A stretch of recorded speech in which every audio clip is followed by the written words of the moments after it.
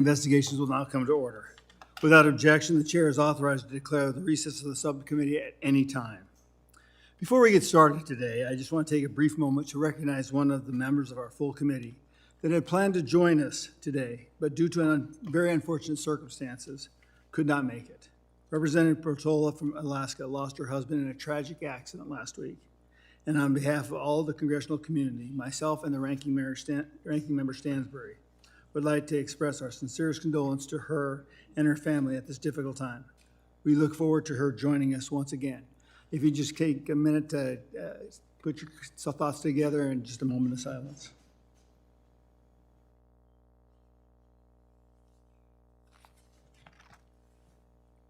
Thank you, everybody. The subcommittee is meeting today to hear testimony on examining barriers to access to federal waters and to take a closer look at the marine sanctuary and monument system. I ask unanimous consent that all members testifying today be allowed to sit with the subcommittee, give their testimony, and participate in the hearing from the dais. The gentleman from Alabama, Mr. Carl. The gentleman from Louisiana, Mr. Graves. And the gentlewoman from American Samoa, Ms. Radowagen. Without objection, so ordered. Under Committee Rule 4F, any oral statements at the hearing are limited to the chairman and the ranking minority member. I therefore ask unanimous consent that all other members' opening statements be made part of the permanent record if they are submitted in accordance with the Committee Rule 3.0. Without objection, so ordered. I now will recognize myself for my opening statement. I want to thank our witnesses for traveling all the way to Washington, D.C. to testify on such an important topic. When we think about the famous song, America the Beautiful, and the line from sea to shining sea, this hearing really encapsulates this idea. Marine protected area designations and the impacts they have on federal waters, from the shores of Maine to the commercial fishing off the Pacific territories, whether we realize it or not, have negative downstream consequences for millions of Americans, their families, and their pocketbooks. President Biden's weaponization of marine protected areas, MAPs, designation is another example of his rampant abuse of executive authority to promote his radical climate agenda and social change initiatives without due consideration of the negative consequences for the economy, environment, and those of the working Americans. As many of you know, the U.S. Regional Fishery Management Councils are tasked with managing our fisheries in federal waters since 1976. So I find it very troubling that the Biden administration and their so-called climate experts in the White House seem intent on setting oceans and fisheries policy while bypassing the expertise of the fishery management councils who have managed the fisheries in their respective regions for decades. The best science available suggests that MPAs designations are not an effective strategy for fishery management, and that most federal waters are already protected through fishery management policies or the regulation of certain activities that harm the environment. I believe that we can find better solutions to strengthen fisheries management, and I encourage that conversation today. That being said, I cannot approve of President Biden's harmful, reckless MPA designations that disregard the best science in order to further his political agenda. President Biden and his administration have also repeatedly failed to consider the economic effects of their misguided climate policies. MPA designations that prohibit commercial fishing can decimate entire communities that rely on fishing and related activities, such as seafood processing, to remain economically viable. And that's not to mention mining, oil and gas production, renewable energy development, and other resource development opportunities that are prohibited under many MPAs. At the moment, the territories of the Pacific Remote Islands are preparing for the proposed designation of the Pacific Remote Islands National Marine Sanctuary, which will significantly expand the Pacific Rim Islands Marine National Monument, established by President Obama in 2014. The proposed marine sanctuary would potentially further prohibit commercial tuna fishing in the federal waters surrounding the Pacific Remote Islands, effectively decimating the entire tuna industry that the communities in the region depend on for their economic and food security. President Biden often preaches about his administration's progress on environmental justice. However, it seems the most disadvantaged communities are almost always the ones hit hardest by this economically restrictive eco-policies. The indigenous populations of American Samoa relies on commercial fishing for their livelihoods and to provide for their families. Yet President Biden would massively reduce their fishing opportunities with this proposed marine sanctuary. We will hear testimony today how these reckless MPA designations damage critical industries for communities across the United States and its territories. Meanwhile, President Biden's MPA designation only served to help China and other foreign adversaries who encroach on U.S. waters and fisheries.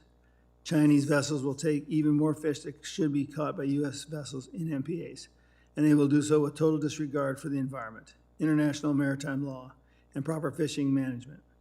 A recent report from NOAA identified China as continuing to participate in illegal, unreported, and unregulated fishing activities, as well as forced labor in their seafood sector. Let's think about this for a minute. Do you really want all of our seafood to be sourced and packaged in China? Unfortunately, the committee has repeatedly heard from the commercial fishing industry that this administration has little to no interest in hearing their concerns regarding the effects of MPA designations. Additionally, the administration has made minimal efforts to conduct thorough public processes for these communities, affected by several of their proposed marine sanctuaries and monuments. In light of this, I implore President Biden and his administration to listen closely and learn from the collective experience and knowledge of the witnesses before us.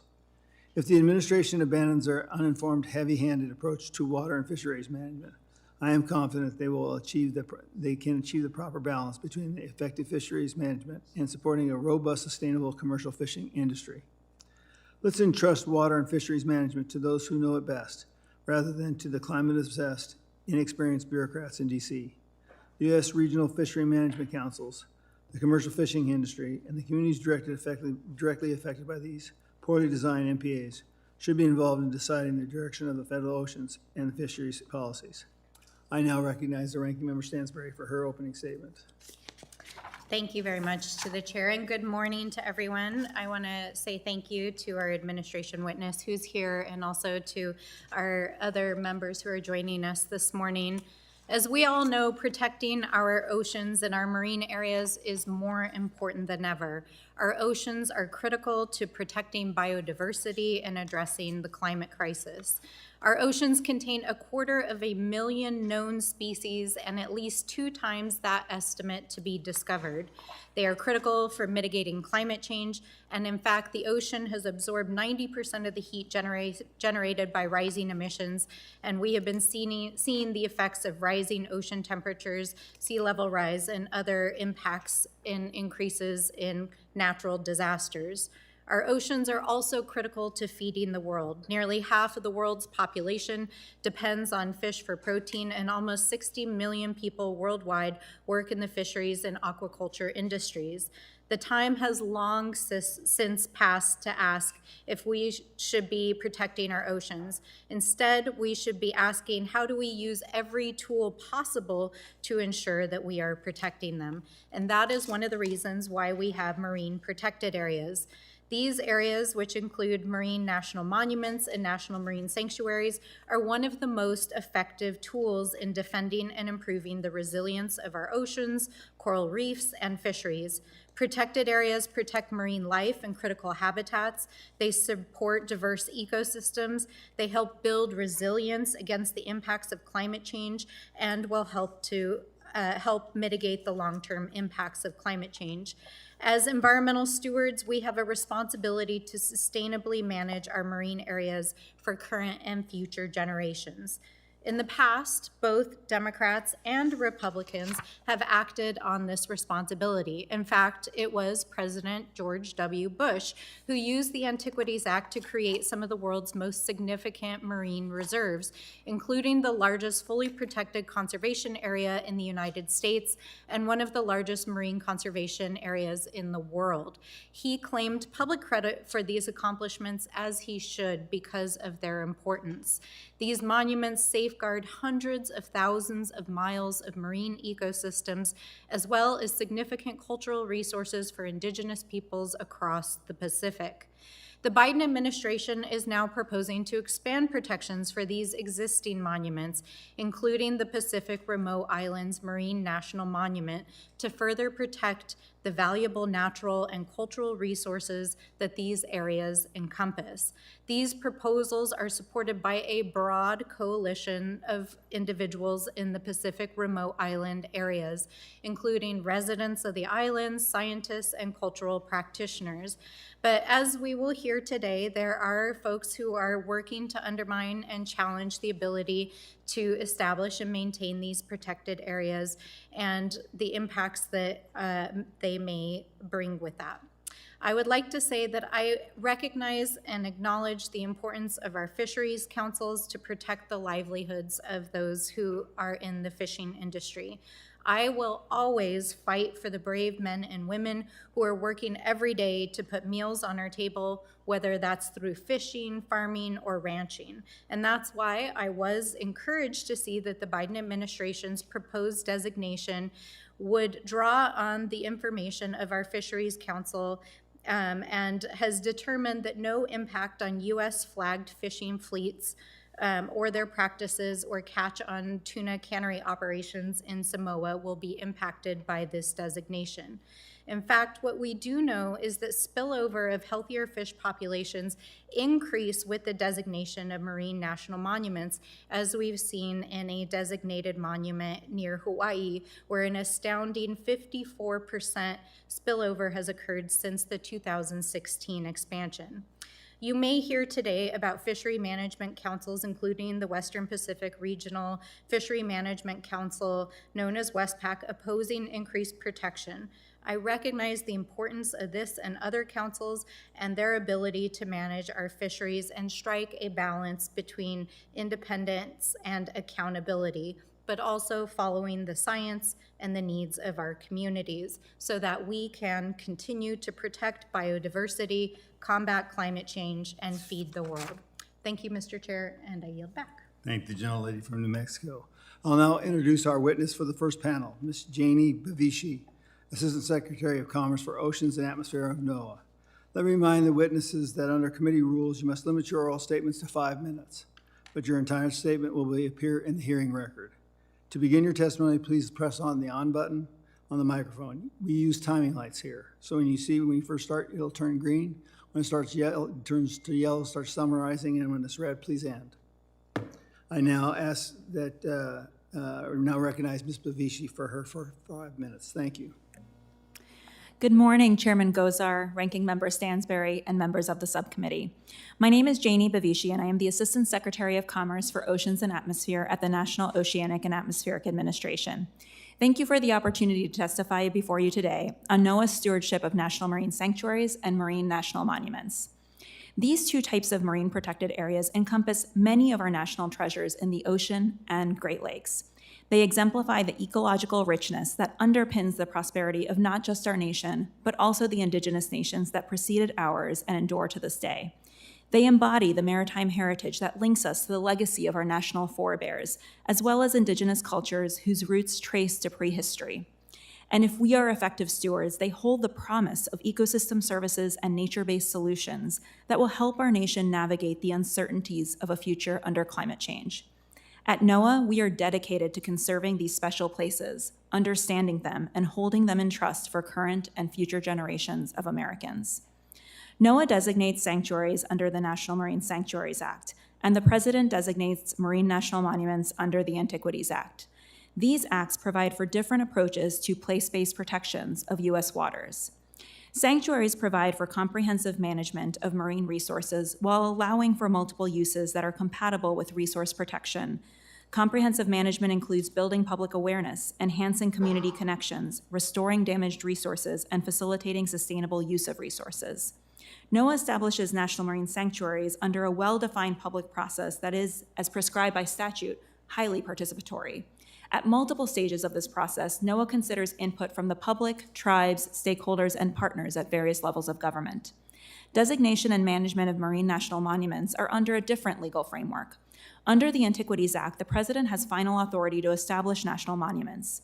These presidential proclamations that establish the 5 marine national monuments also serve as the basis for their management and regulation.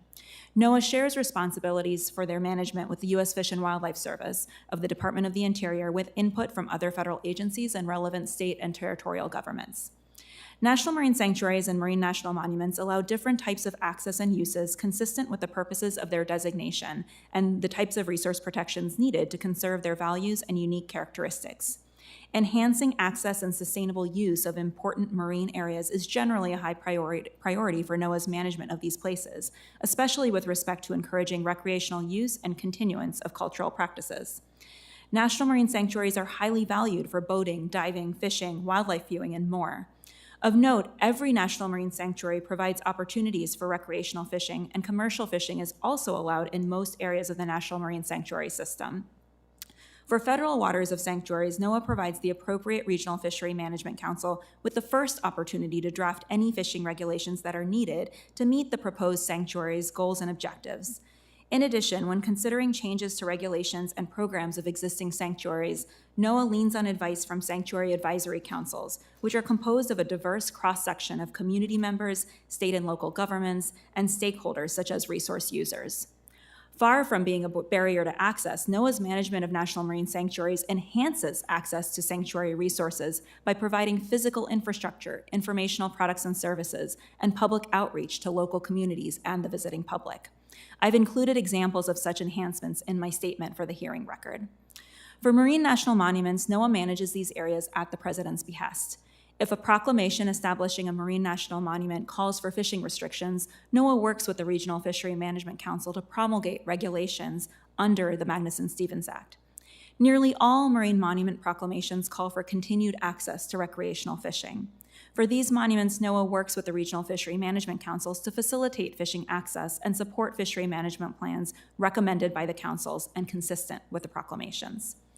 To summarize, while the national marine sanctuaries and marine national monuments are established and managed differently, what they share is that NOAA's stewardship of these places ensures that future generations of Americans will be able to access their benefits. When making decisions on management actions within our discretion, NOAA carefully considers potential impacts on communities and resource users. And whenever possible, we follow established processes to gather and consider views from other governmental entities, stakeholders, and the public. Thank you again for the opportunity to discuss national marine sanctuaries and marine national monuments. I look forward to your questions. Thanks, Assistant Secretary. I'm now going to go to the members for their 5 minutes. The first is Ms. Guadalupe, the gentlewoman from American Samoa. Talofa lava. Thank you, Chairman Gosar and Ranking Member Stansberry, for allowing me to participate in today's hearing.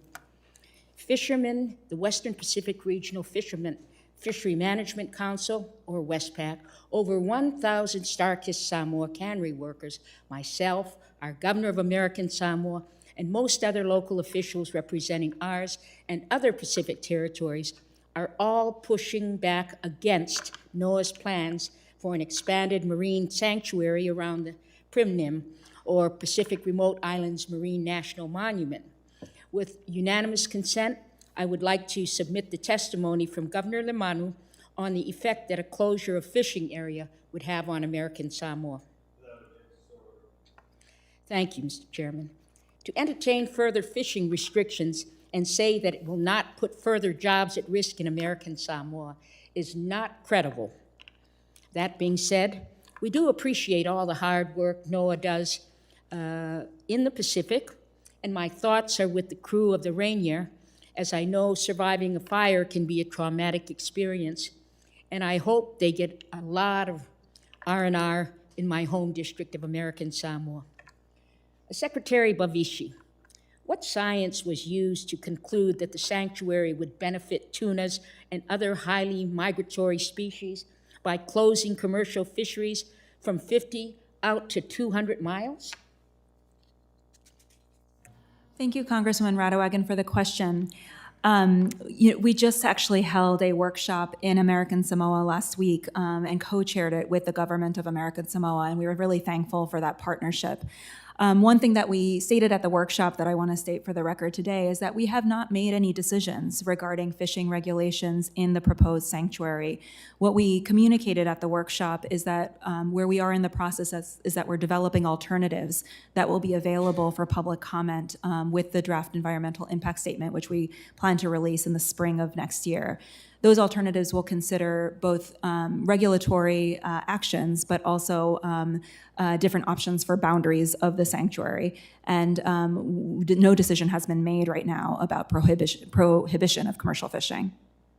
Can you elaborate on what data did NOAA use to evaluate the economic impacts on the U.S. tuna purseine fishery and the economy of American Samoa before proposing the complete prohibition on commercial fishing in the sanctuary?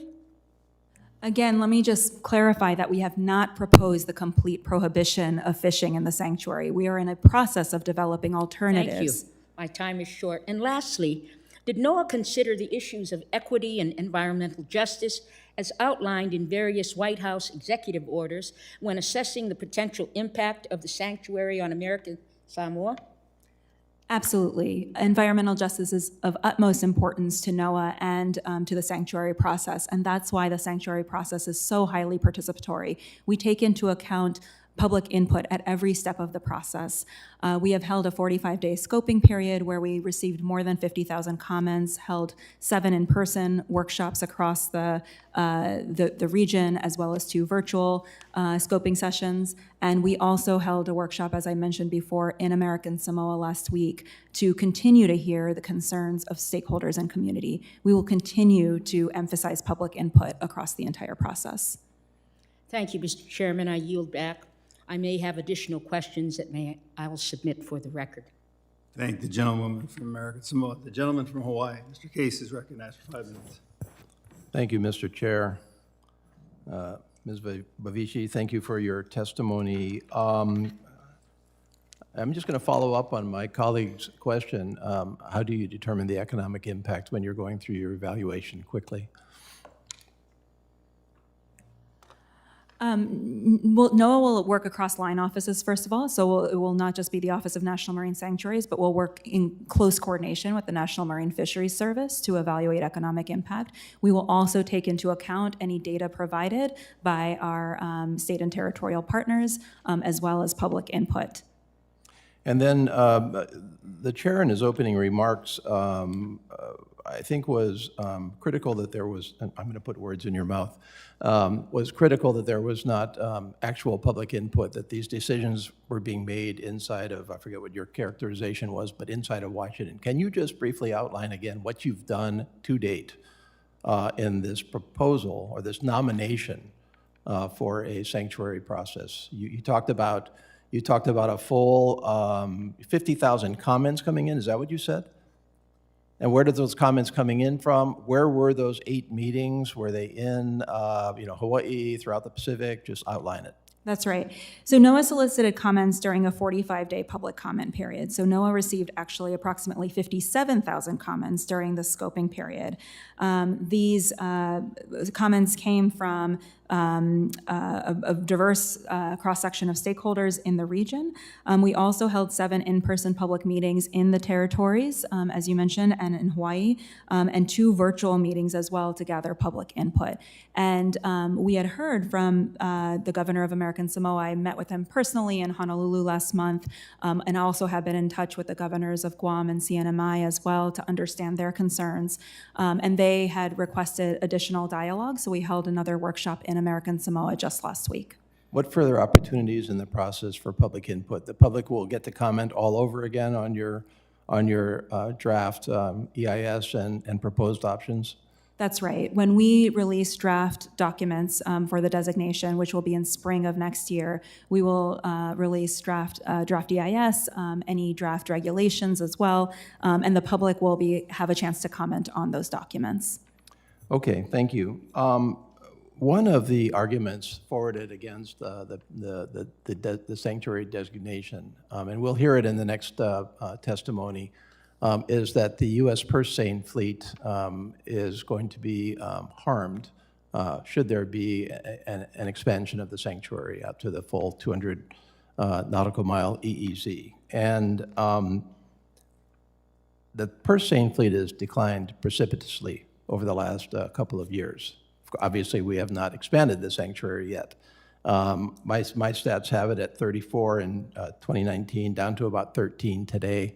That's a pretty significant decline in a very short period of time. Why is the U.S. purse seine fleet declining? There could be a number of reasons for the decline of the American purse seine fleet. So NOAA Fisheries closely monitors the fleet with daily records of catch, discards, and effort. In 2020, 10 vessels visited the PRIA, the Pacific Remote Islands Area EEZs, fewer vessels visited in 2021 and 2022 due to the continued reduction in size of the fleet. There are several reasons that the purse-seine fleet could be declining. It could be attributed to international competition. It could be attributed to the requirements of the cannery. It could also be attributed to the designation of the National Marine Monument as well. We're taking the historical impacts of the monument into account as we move forward with the sanctuary designation, as well as any proposed management actions that the sanctuary designation would provide. Okay, so there's a mix of reasons why it could be declining. Okay. And do you have an assessment of how fish stocks are doing in the Pacific at present? And I'm focusing in particular on Papahanaumokuakea, where the argument at the time against the monument designation was that it would do irreversible damage to the availability of fish, both in and out, obviously in.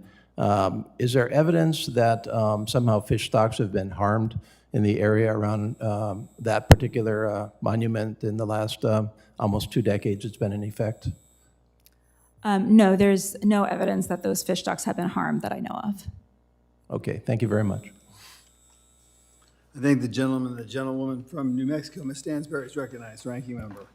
Thank you, Mr. Chairman. I'd like to start by zooming out a little bit and helping folks who are watching know the backstory and sort of understand the NOAA process for designation, how certain places get nominated, how the process works, how stakeholders are engaged, how the science is developed, in particular because I think probably many of the folks watching may not be as familiar with the process. So if you could start out, Assistant Secretary, help us understand, how does NOAA identify prospective national marine monuments? Are they brought to NOAA? Is it something that NOAA initiates? How does the process work? Thank you for the question, Congresswoman Stansberry. So the nomination process starts with an organization or an individual submitting a nomination through the sanctuary nomination process.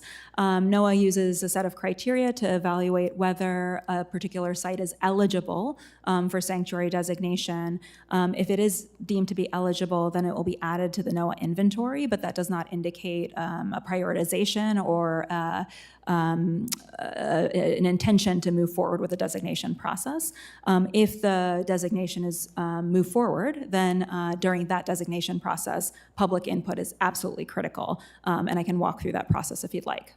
What are some of the primary criteria that is used by any administration to determine whether or not it's a good place to do a designation? It would depend on things like the biodiversity of the area, other ecological features. We want to make sure that we're focusing on areas that are naturally, where whose ecological features are important to both the ecosystem, but also to other economic uses and human uses as well. And so for the specific expansion that we've been talking about here this morning, the Pacific Remote Islands Marine National Monument, can you tell us, how did that become initiated? How did it become a priority? How did the process happen at NOAA, and where exactly are you in the process? The Pacific Remote Islands sanctuary designation process started with a presidential memorandum to the Secretary of Commerce, where the president asked the secretary to consider initiating a designation process for a national marine sanctuary. We started with a scoping period that I have described already in my testimony. We started with 45 days of scoping where the public was able to provide us with comments. All these comments are taken into consideration in subsequent phases of the process.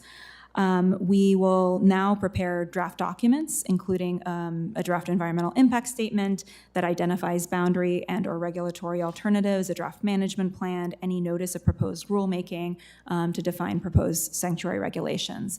These documents will be followed by public comment, and then after the public comment, we will prepare final documents, and then the sanctuary would take effect after 45 days of continuous session of Congress, during which Congress gets to review. And why expansion of this particular monument? What is special about this area? And I know you've already touched on this in the previous question lines, but, we've heard concerns raised by locals who are working and fishing in the area, and it sounds like there's an extensive public process in front of the administration to even consider next movements on this particular designation.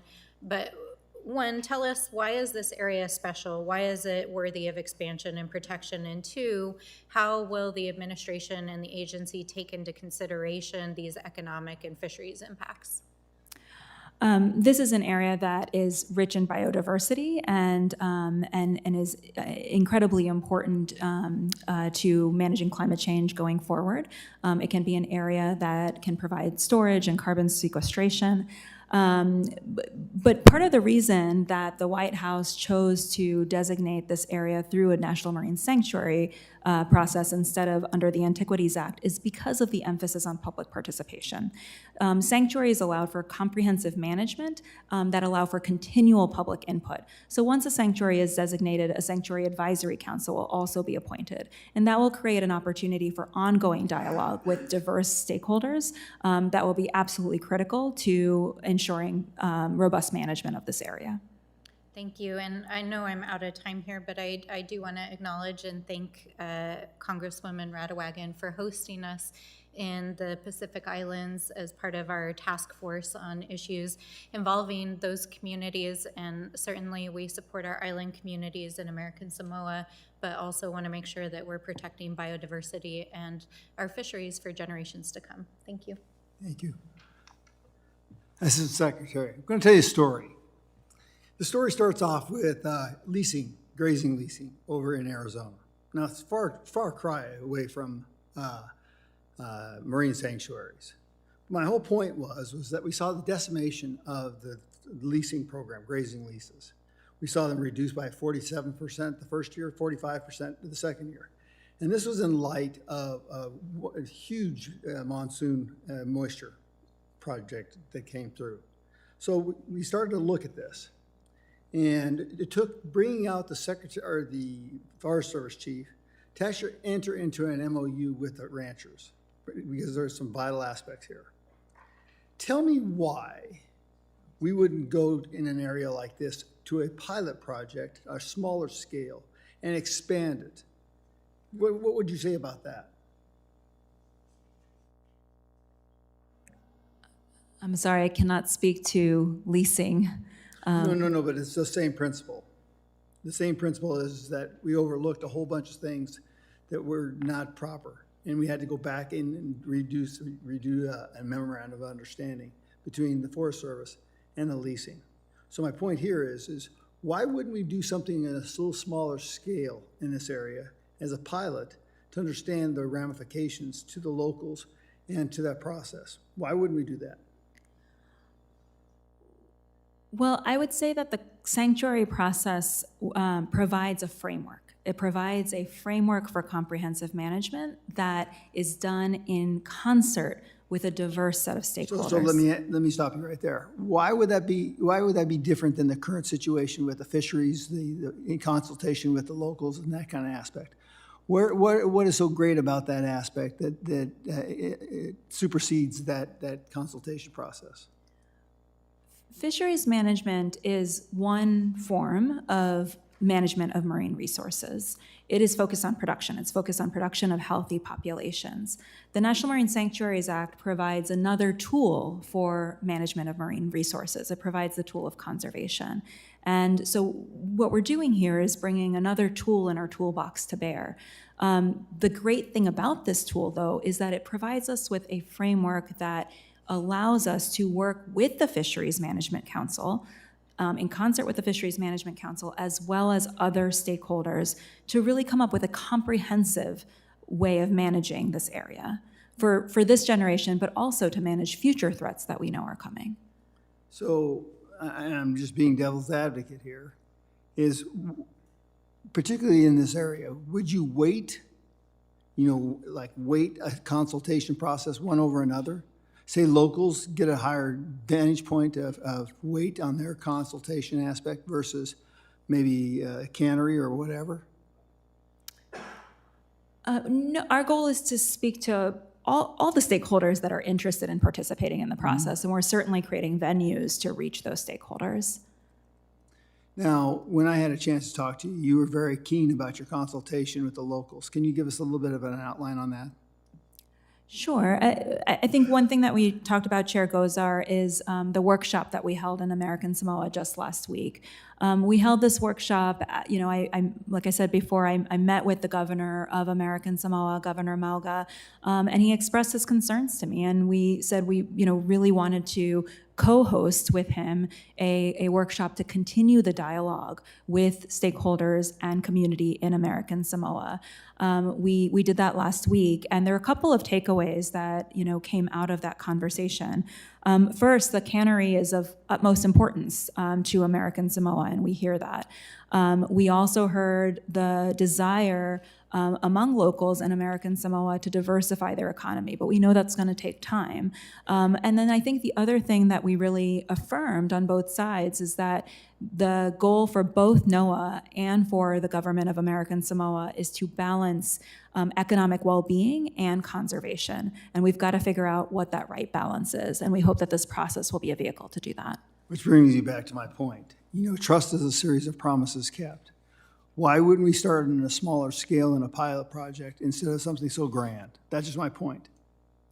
Well, in some ways, I would argue that the Pacific Remote Islands National Monument did serve as that pilot project, but I would say that what we're doing now is to create a framework that allows for more public participation than the monument does. And so our hope is that a sanctuary designation will actually allow for continuous public participation, continuous input, not only during the designation process, but as I said before, after the designation, we will appoint an advisory council that will allow us to continue to coordinate with key stakeholders in the region. Well, once again, to be a devil's advocate here, when you look at the Horse and Borough Advisory Group, the administration waited almost 3 years to reappoint 5 of the 9 slots.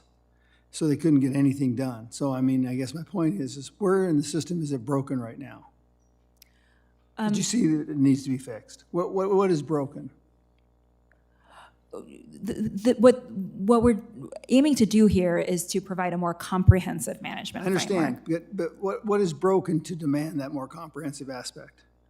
There are areas that are not protected by the National Marine Monument that will be protected by the sanctuary. And what we're aiming to do is to figure out the right balance of uses and to accomplish our conservation goals. I guess my last point is then once again it comes back to why would we do a pilot study in those areas, those localized areas, instead of the whole grand scheme?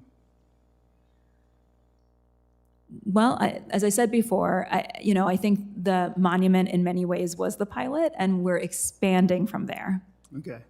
Well, I thank you very much for your testimony. You are dismissed. I thank you very much for being so candid with this group and this panel. And we're going to take a short recess until we get the next panel up and running. So thank you very much. And thank you very much, Assistant Secretary. Thank you.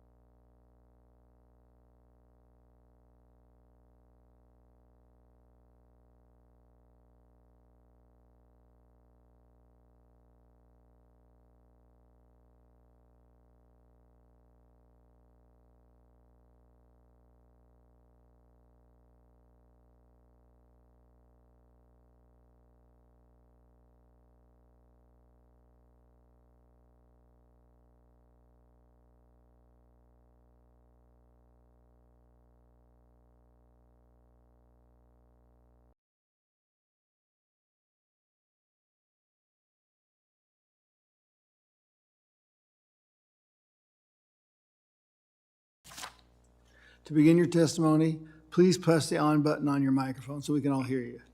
We use timing lights here, so when you see the green timing light, you're ready to go. When you start seeing yellow, start summarizing, and when it turns red, prepare to stop.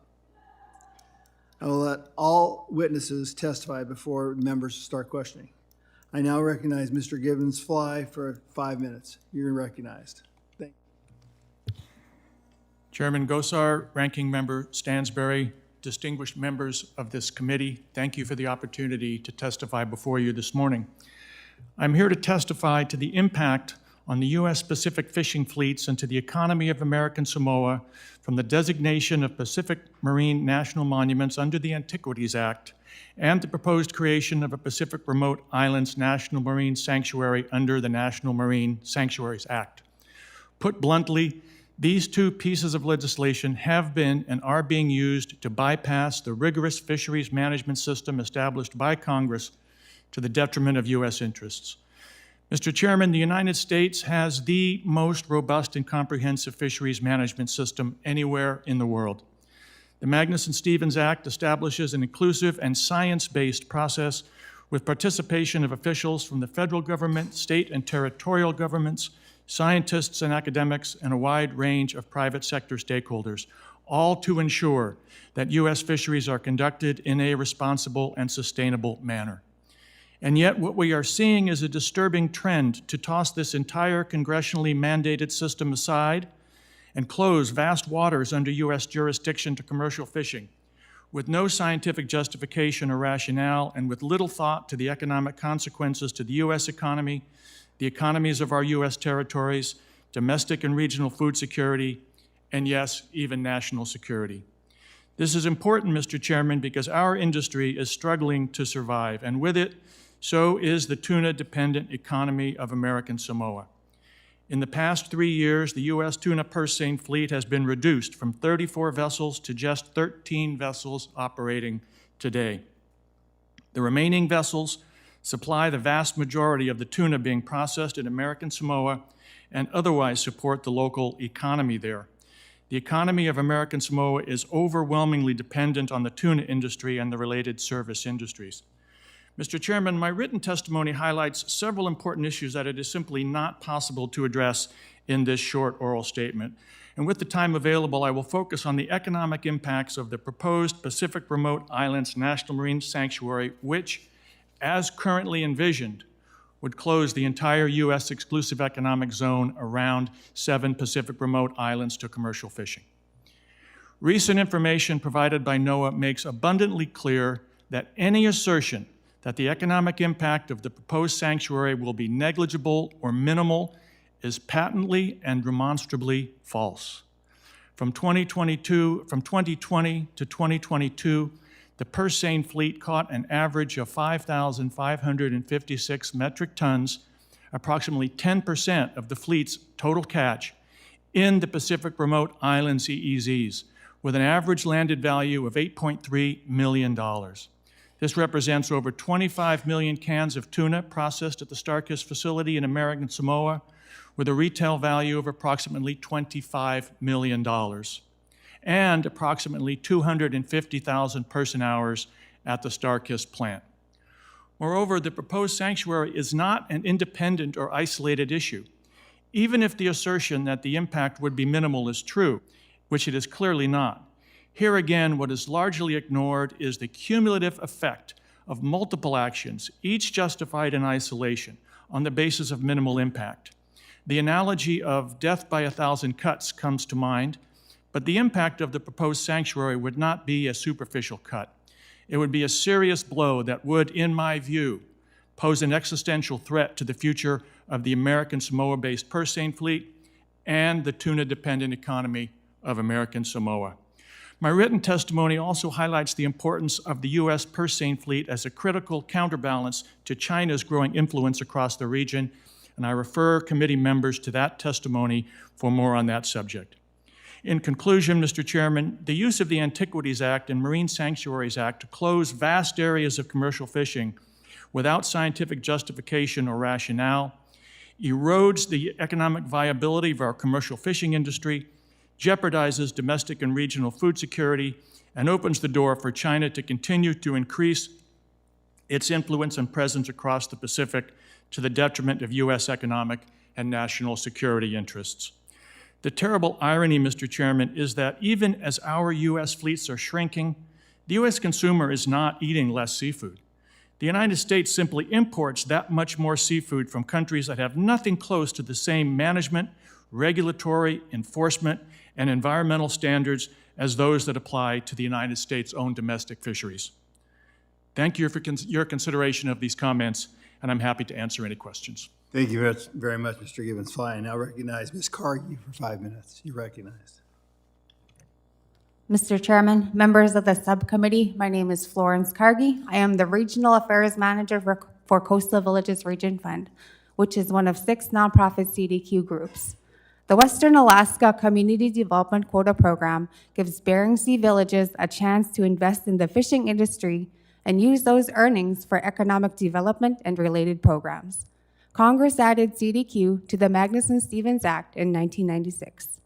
There are 65 villages with nearly 30,000 residents in the CDQ program. CVRF is the largest of the 6 groups. We serve more than 9,000 residents in 20 villages, including my hometown of Hooper Bay. Growing up in Western Alaska was hard. We had no running water in our home. We hauled water for washing dishes and filling the Danby washer. Our toilet was a honey bucket, a 5-gallon bucket with plastic bag and a toilet seat on top. When I was 12, I got to empty the honey bucket along with my other chores. I thought this was normal. Even today, only 6 of CVRF's 20 villages have piped water and sewer systems. However, CVRF was recently able to help one of our villages, Tununuk, qualify for federal and state investment in a water system. As a middle schooler, I looked up to high schoolers in our village as role models. Unfortunately, the youth suicide rate in our region was many times higher than the national average. Again, I thought this was normal. Later, I realized I wanted something different for myself. CVRF gave me hope. I applied for and received a college scholarship in 2009 and began working there full-time in 2013. Today, CVRF employs hundreds of teenagers during the summer. We keep them active and engaged, learning new job skills and maintaining Alaska Native cultural activities. I am so grateful for the leaders from our region who fought to create CDQ. Harold Spark and others like Louis Bunyan and Joe Paniak, who didn't even speak English well. They showed up at government meetings and convinced stakeholders to support this important program. Thanks to them, CVRF owns and operates its own vessels in the Bering Sea. We sell seafood around the globe, earning $75 to $90 million in revenue and $12 to $15 million for our benefits programs. CVRF offers many different benefits.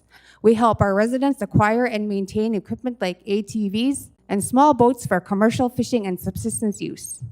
We run mechanic and welder shops in our villages, and we even provide warranty repairs on some Honda products. We also provide fuel oil to homes to heat homes in late winter when people start to run out. We partnered with BIA and USDA on a housing program that convinced banks to offer mortgages in our communities. And we buy salmon from different parts of Alaska for people who live in villages where salmon runs are struggling. We believe CVRF is the largest private sector employer across our region. The 6 CDQ groups all have different benefits programs that fit their regions, but we all get our resources from the Bering Sea. CDQ depends on a healthy fishing industry and sustainable fisheries management under the Magnuson-Stevens Act. The proposed Pribilof Island Sanctuary in the Bering Sea threatens sustainable fisheries management and the CDQ program. It would let a single tribe with less than 400 people overrule the North Pacific Fishery Management Council inside the sanctuary. But there are 64 other CDQ communities and nearly 30,000 people who benefit from the CDQ program. Every CDQ community has a tribe, and almost every resident is a tribal member. We struggle with extreme poverty, lack of infrastructure, and climate change. CDQ is one of the few bright spots helping address these challenges. CVRF and 3 other CDQ groups, representing a strong majority of CDQ communities and residents, are on record opposing the sanctuary. We urge NOAA to support the CDQ program and not designate a sanctuary in the Bering Sea. Kuyana Chuknuk. Thank you. Thank you very much, Ms. Cargy. I now recognize Mr. Ayala for 5 minutes. Hello and good morning, Chairman Gosar, Ranking Member Stansberry, Member Case from Hawaii, and distinguished subcommittee members. Thank you for the opportunity to join you today to express my support for marine protected areas. You have my written comments and introduction. However, I want to share some additional comments on who I am. I'm a son, I'm a grandson, I'm a great-grandson. I'm a father, a grandfather, and a great-grandfather. I say that for context because it's this generational connections that lead me in my decision-making and in my advocacy. I have been a member of the Western Pacific Fisheries Management Council for advisory councils for many, many, many years, serving on the advisory panel for bottomfish, pelagics, ecosystem management, Native Hawaiians, the use and protection of biocultural resources and have been advocating for the protection of biocultural resources for more than half a century. I have the white hair to prove that. The Antiquities Act, the Marine Sanctuaries Act, Magnuson-Stevens Act are all tools, as stated earlier by Representative Stansberry. I wish if I could have your comments included in the record as mine. When one tool doesn't work, you apply another tool. So having had all that experience with the Western Pacific Fisheries Management Council, watching them mismanage the lobster fishery, its collapse, mismanaging the bottom fishery to its near collapse, not listening to the citizens that it's supposed to listen to, you use another tool. And so the Antiquities Act and the Marine Sanctuaries Act was requested by citizens. I've never heard citizens mentioned today. All of these acts, all of these management systems are based upon input and request and the desire by citizens to make sure that resources are protected in perpetuity. Also watching the Western Pacific Fisheries Management ignore simple suggestions from fishermen when dealing with interactions with endangered species. The simple application of a tuna circle hook by longliners would have prevented the killing of thousands of sea turtles, seabirds, and mammals.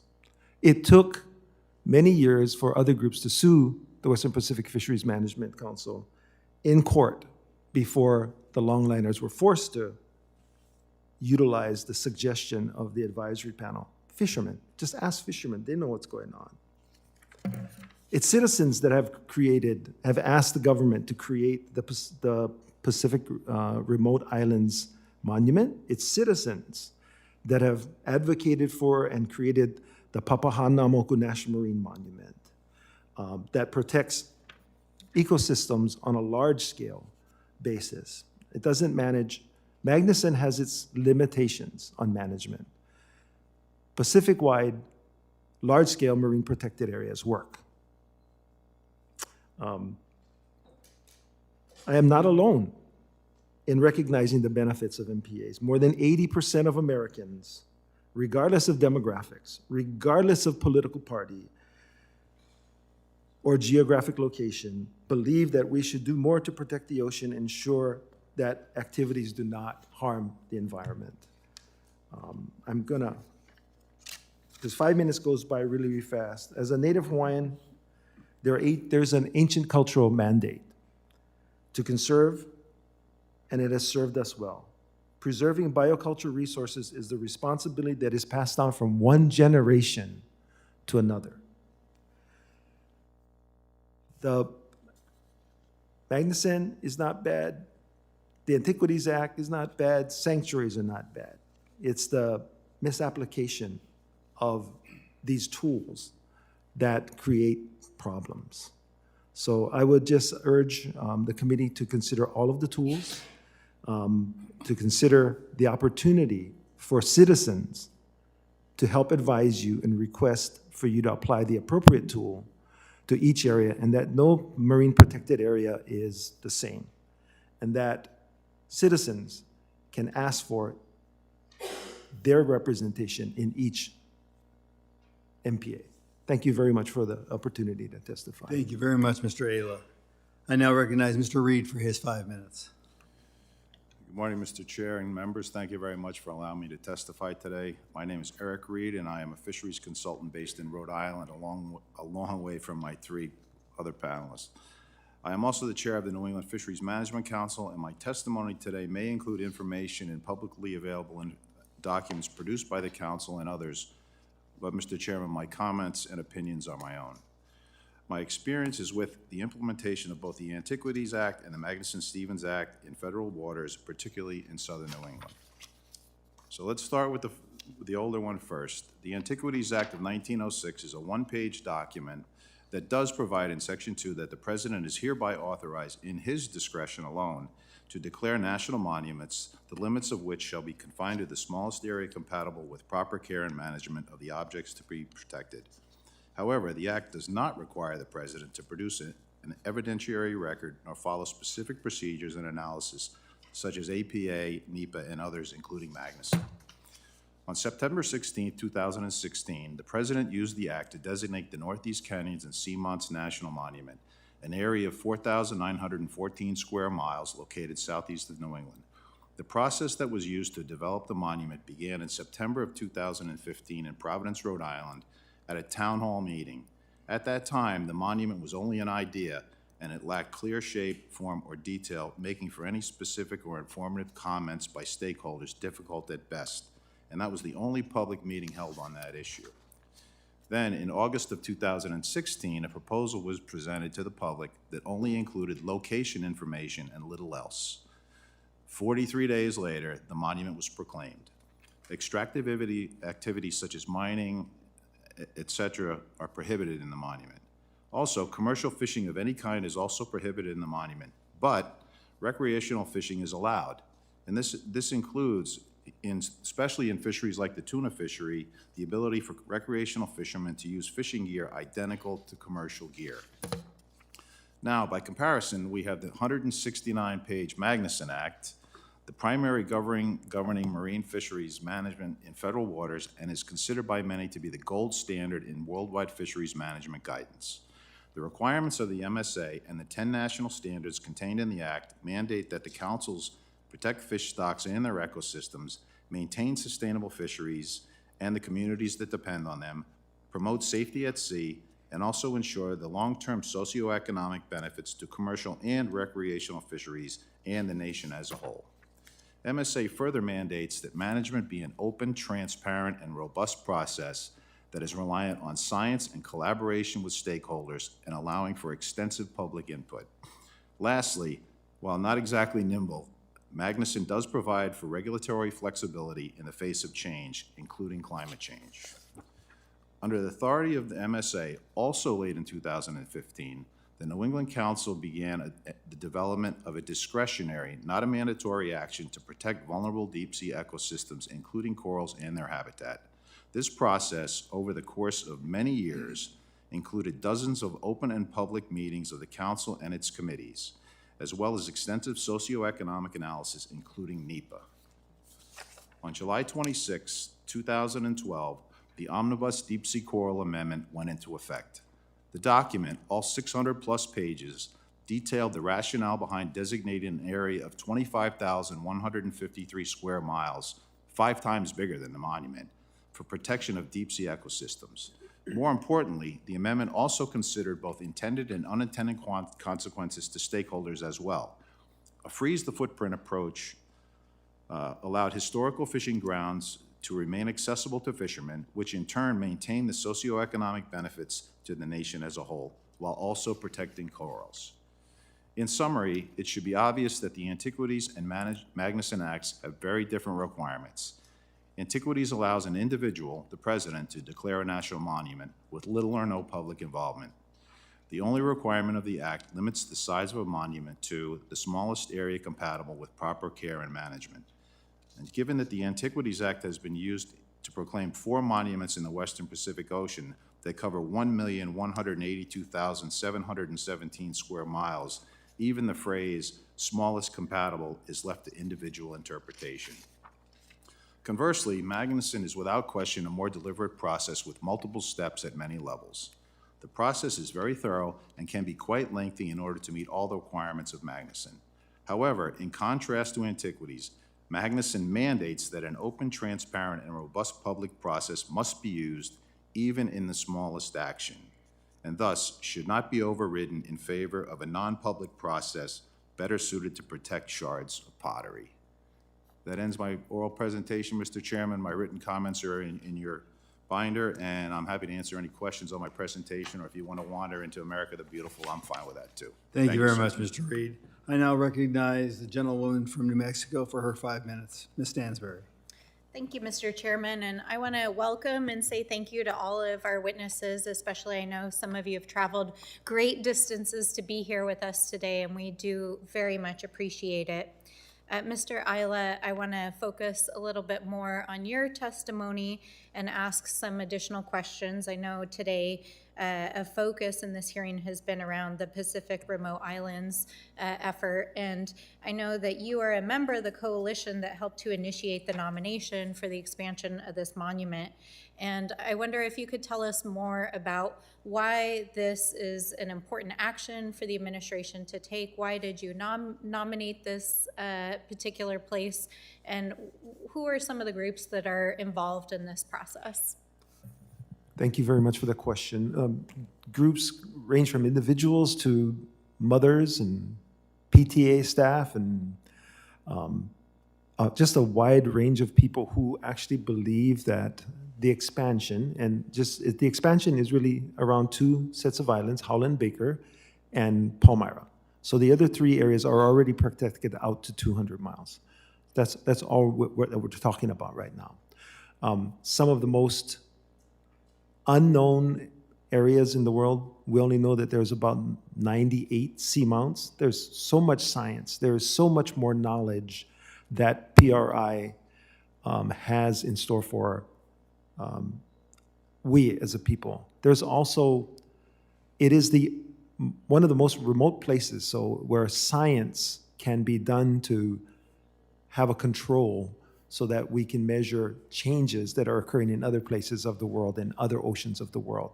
That in and of itself, it has megafauna, it has, birds. We teach our children about the nitrogen cycle. Seabirds that travel thousands of miles to feed and then come back to the islands to lay their nests, and their poop now provides nitrogen for the coastal lands. As an environmental place, it is one of the most remote and most promising areas to provide answers to us in terms of climate change, in terms of biocultural diversity, in terms of the benefits of marine protected areas. And you mentioned in your testimony some of the specific fisheries that have declined in recent years.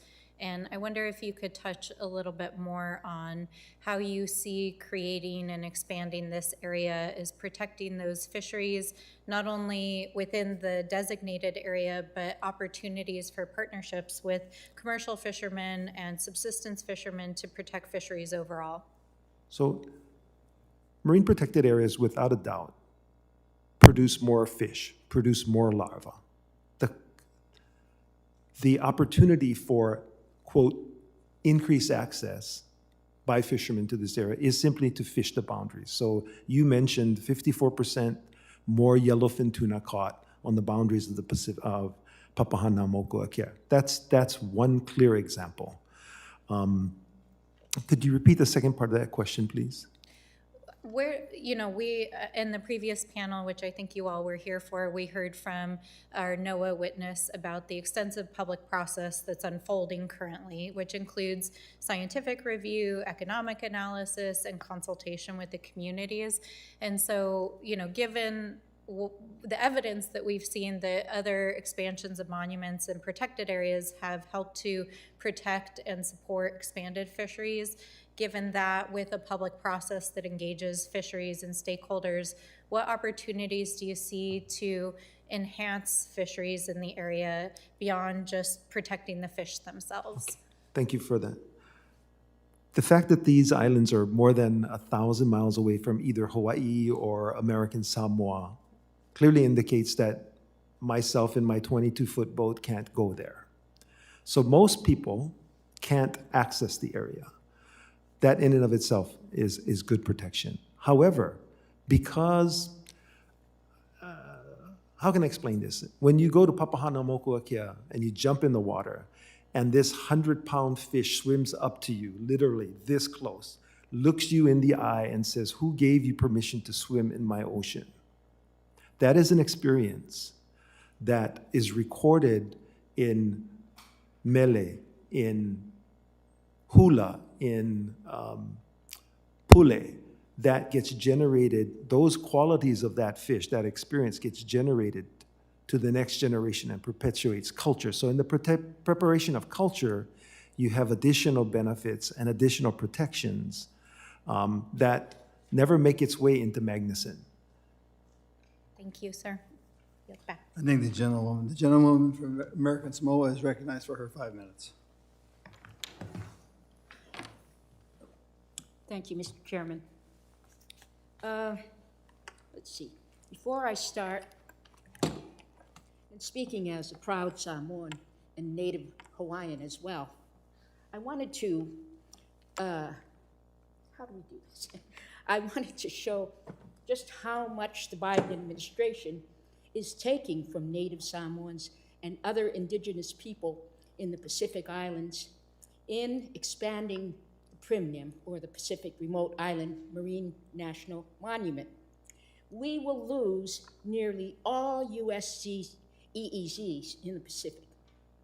And at this critical time, with China gaining a real serious foothold in this region, the United States is going to quickly become nothing more than a passive bystander in the world's largest fishery.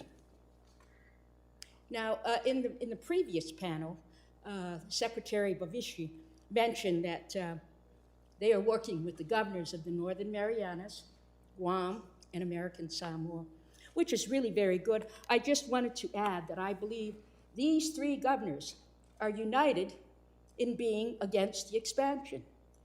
And interestingly enough, it is a very bipartisan effort. Two of those governors are Democrats, and one governor is a Republican. So I believe we do have a letter from all of them as well. But I'd like to applaud NOAA's efforts towards conservation and share the desire to protect and preserve our nation's marine environment and natural resources, especially in the Pacific region. American Samoa is my home, after all. The cannery has been the economic foundation of the island for over half a century. Further fishing restraints will topple the industry, and we are a one-industry economy. And along with that toppling of the industry, our economy goes down the drain, period. And we have the best fisheries management in the world. We can find reasonable accommodations to serve the needs of conservation and food security, to protect our kids' school lunch program, our military rations, and our local American Samoan community, which depends on our tuna exports. Mr. Gibbons-Fly, your written testimony talks about the cumulative effects of multiple actions on the industry and the economy of American Samoa. Can you provide some specific examples of such impacts? Certainly. Thank you very much for the question. Well, with respect to the current national marine monuments, they started out at 50 miles around most of the islands, and they were expanded to 200 miles in many of the islands, and now there's a proposal to expand it, the rest of those out to 200 miles. And I did note the comment from the Assistant Secretary that NOAA has made no decision about commercial fishing within the monument. But everything I've read and everything I've heard on this suggests extremely strongly that that is the intention of this administration, to extend those boundaries out. Now, in terms of the cumulative impacts, on the map behind you, that southernmost red area represents Jarvis Island, which was closed in its entirety in 2014 with the expansion of the national monument in that region. That historically had been one of the richest fishing grounds for the tuna purse seine fleet, and we've now been excluded completely from that area. You'll note that it's immediately adjacent to the EEZ of Kiribati. Kiribati licenses up to 15 Chinese large purse seine vessels that can fish right across that line from where the U.S. fleet is prohibited from fishing. So any of the conservation benefits that accumulate as a result of no fishing by the U.S. fleet, if that fish migrates across the line to Kiribati, it's China that catches that fish. It's not U.S. vessels. Furthermore, with respect to the cumulative impacts, I know that with respect to the Hawaii longline fleet, the cumulative effect of the closure of the expansion of both the Northwest Hawaiian Islands Monument and the Pacific Islands Monument resulted in a loss of their historical fishing grounds that accounted for approximately 22% of their catch. That's just with respect to the monuments. Then we have the increasingly strict regulatory environment, both domestic and international. We can't fish on fish aggregating devices for 3 months out of the year. We can't fish on fish aggregating devices on the high seas for another 2 months. It's as if there's a ratchet that's being cranked, and it only goes one way. It only gets tighter and tighter and tighter. It never goes back. It never goes back the other way. And so it's these, and each one of these actions is justified, as I said, in both my written and oral testimony. Well, the impact will be minimal. Crank the ratchet. The impact will be minimal. Crank the ratchet. But the cumulative effect is it's killing us. It really is killing us. Thank you. I'm out of time. Thank you, Mr. Chairman. I did want to say one last little point, and that is that with regard to this, 51% of this 2 million square mile U.S. exclusive economic zone has been designated via presidential proclamation. Thank you, Mr. Chairman. Thank you, gentlewoman. The gentleman from Hawaii, Mr. Case, is now recognized for 5 minutes. Thank you, Chair. Mr. Gibbons-Fly, good to see you again. I think we were talking about the South Pacific Tuna Treaty when last you were here. On that one, you, me, and my colleague, Ms. Radewagen, are completely aligned, and we definitely want to give you continued access to those areas covered by the treaty, so we hope to close that soon. The implication has been externally, in some cases, that NOAA and its sanctuary designation evaluation has not fully accounted for and listened to the concerns of the various parties. Do you feel that you have been able to provide all information that you want to provide, that you've been able to access all of the public hearings, all of the other information, and that you've had your say with NOAA? I want to know whether you think that or not. And if you don't, I want specific recommendations to NOAA as to how your views can be heard. Thank you very much for that question, and yes, thank you for your support. I did not have a chance during the previous hearing to thank you for your support for our industry, as support for the legislation introduced by Congresswoman Radewagen and yourself. In response to your question, the sole input that my organization has had into the process up to date has been to submit comments in response to a Federal Register notice. On April 18th, NOAA published a Federal Register notice, a scoping document for the environmental impact statement to establish the sanctuary. We submitted written comments in response to that notice. And those comments, I believe, were circulated with the testimony, the written testimony that I submitted. That's the sole input that my organization has had into this process. I've not had any input or interaction directly with any officials at NOAA up to this point. We understand that there will be likely opportunities for that down the road. Well, there's a process going on. You responded to the Federal Register. You had an opportunity to participate in the public hearings and the scoping, et cetera. You're going to have an opportunity to comment on whatever tentative. Well, we've submitted written comments. I have not. I don't know what the process is going forward to have further input. Here's my concern, sir. Yeah. I just want to make sure that you don't come back in 6 months or whenever it is and say that you didn't have an opportunity to be heard. So if you feel you're not having an opportunity to be heard, I certainly will help you to do that, because I don't want the argument that somehow people are getting excluded from this process. I believe this has been a tremendously inclusive process, exhaustively inclusive process. 57,000 comments tells some of that story. So obviously the public is being given an opportunity to be heard. You have serious concerns, you have a position, and I don't want you to come back and say you haven't been heard. That's my comment there. So I just leave it at that, because I just need to move on. So tell me if that's the case, and I personally will try to deal with that. Mr.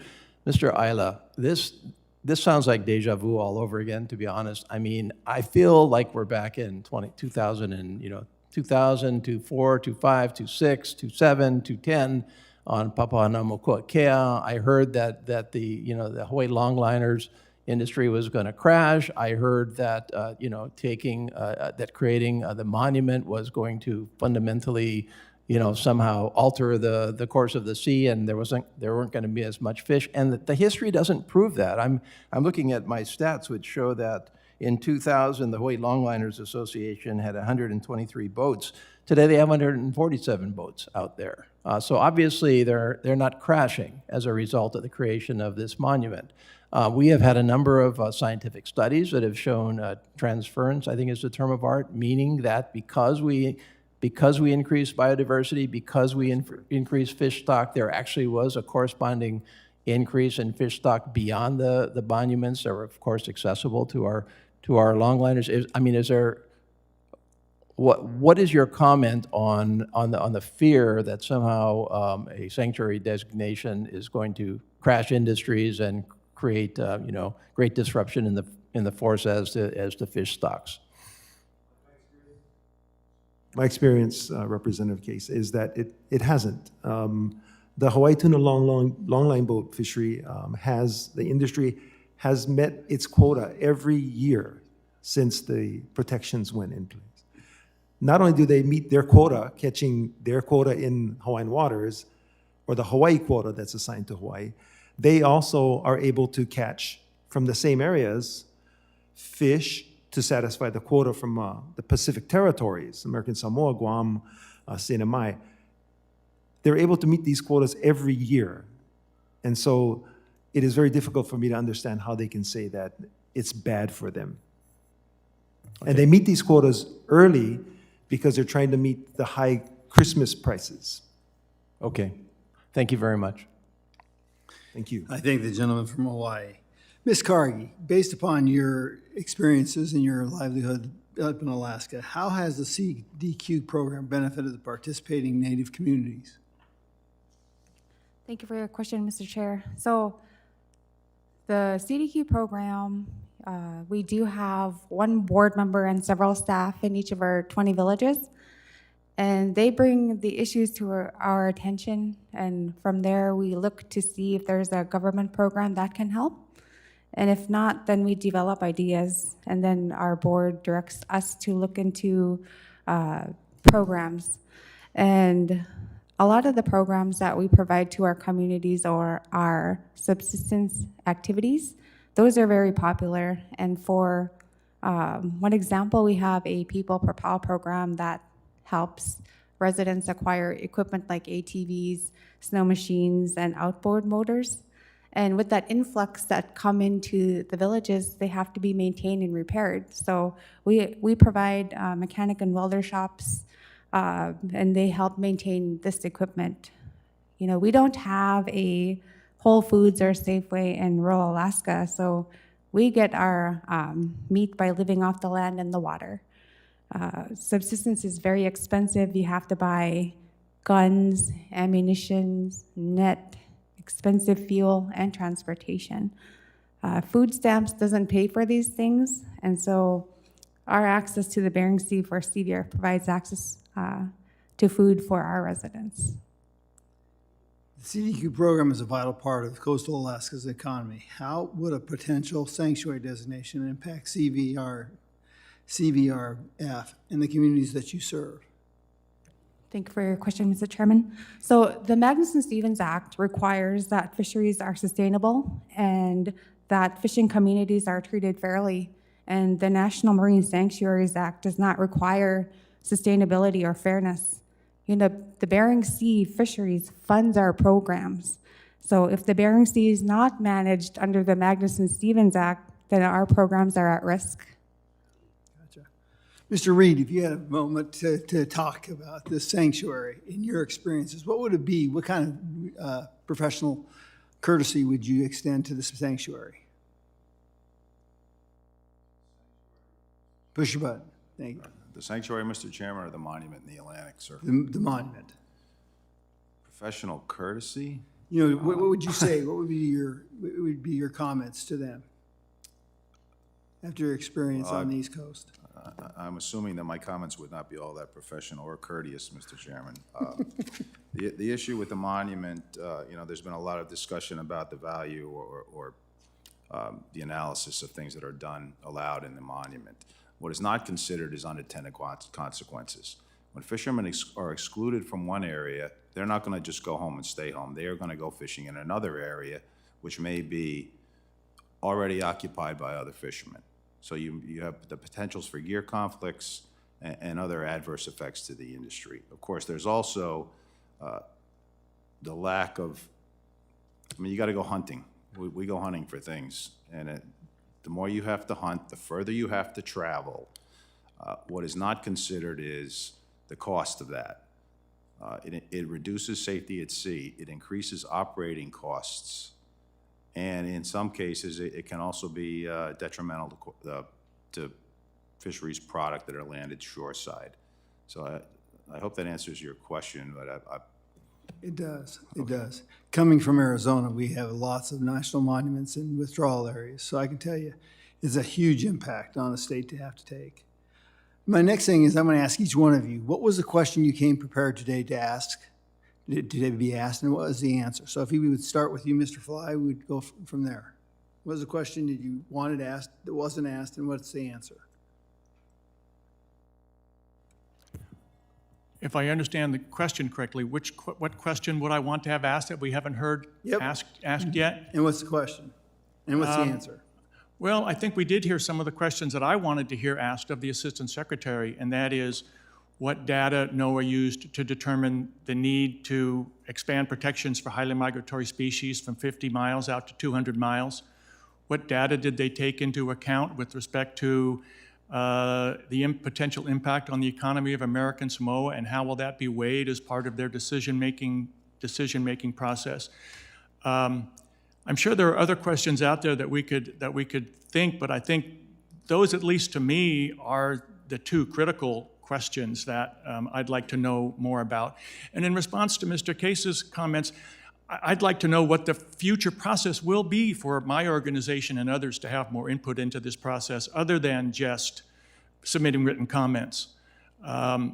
When we submitted those comments, we didn't have a lot of the information we have now about the potential impact and this very specific data that NOAA provided for the catches within the PREA EEZ.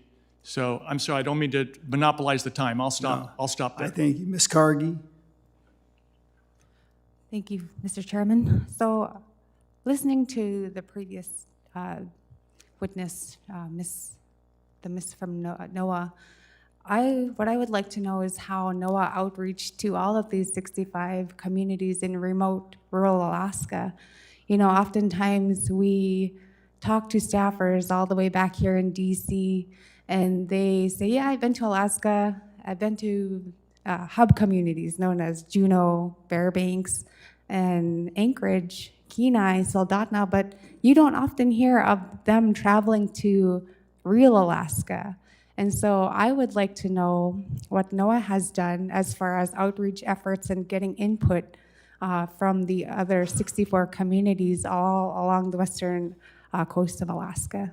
Thank you, Mr. Chairman. Well, I definitely am addicted to the life below zero. I will tell you that. So it's not always Alaska, but I will tell you that and alone. So, Mr. Ali, you're Yes, Chair Gosar, I would have hoped that you had asked the question of how can Congress help mitigate some of the concerns that you hear expressed by both sides at the table. And my answer would be Congress has the power to provide tax breaks to the cannery in American Samoa. They just lost their tax break. So reinstall their tax break, help the cannery stay successful irregardless of how much fish they get to harvest, and then the people of American Samoa can be successful and be happy, and we can protect the resources at the same time. Thank you very much for the question. Mr. Reed? Thank you, Mr. Chairman. I got a lot of questions, but most of them had already been asked, so, and I had a lot of answers to a lot of questions already. But the question I was really hoping would be asked is, what other protection has been done under Magnuson in the Atlantic to protect the deep-sea coral ecosystems that were purported in the Antiquities Act? And the answer to that would be, in the Mid-Atlantic, they used the Magnuson-Stevens Act under a similar process as New England to protect 41,444 additional square miles. And as a subset to that question, how much of the monument is covered in Magnuson actions? And the answer to that, sir, is under the New England Deep Sea Amendment, 82% of the monument is encompassed in that, and when you include additional actions by the Mid-Atlantic Council, the total rises to 88%. So my question really is, why can't I have back that 12%? It has nothing to do with corals. It has nothing to do with deep-sea ecosystems. It is the inshore portion of that monument that is from about 50 fathoms out to about 300 fathoms of water, which is essentially a gently sloping mud pit. And there are no objects of particular interest to anybody except for the commercial fishing industry, which has historically been fishing there for over 50 years. And even the NGOs say that area is still pristine. Thank you, Mr. Chairman. I thank everybody. You know, I guess my last comment I would say is, you know, it seems like the system is actually working. And then my question to the secretary, the assistant secretary, why wouldn't you start with a pilot program? Why wouldn't you start there? Because it seems awful problematic when you just do this large-scale ecosystem without understanding the full ramifications of it. I mean, Arizona has taken it on the chin over and over and over and over again from administration after administration in regards there. And so I would love to see something more to scale. Members of the committee may have more additional questions for the witnesses, and we will ask you to respond to these in writing. Under Committee Rule 3, members of the committee must submit questions to the subcommittee clerk by 5 p.m. on September 22nd.